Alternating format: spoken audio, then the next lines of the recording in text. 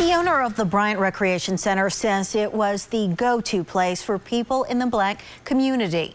The entertainment venue closed in the 80s, but its building still stands. News 9's Angelicia Bruton spoke to the owner about what it was like to be there in its heyday.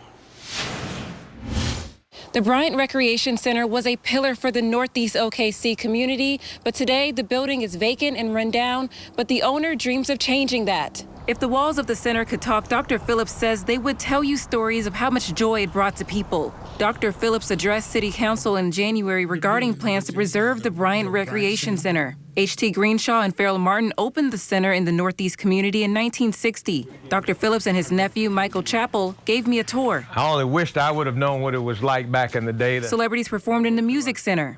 All the big celebrities, etc., who would come to Oklahoma, they came here. We saw Bobby Blue Bland. We saw Tina Turner. We saw Nancy Wilson, Sam Cooke. The Bryant Rec Center also featured a disco club, a restaurant, and a bowling alley. Imagining what it would be like to come into a facility like this with 16 lanes and all of this openery, and I presume that this was the concessions. It closed in the 80s. Dr. Phillips says he found out when he retired from the military and knew he wanted to help. I said, well, that doesn't look good. I think I'll buy that.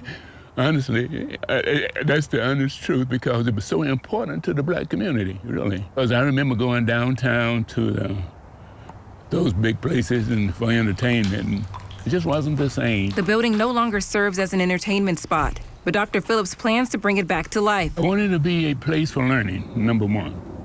I want it to be a place for learning. I would like for it to be a place where children can come. I want to put up something that people would love coming to, be proud of, be telling other folks about. Dr. Phillips and his family have already laid the groundwork for renovations. He plans to present the improvements made to the city on March 1st. Angelicia Bruton, Oklahoma's Own, News 9.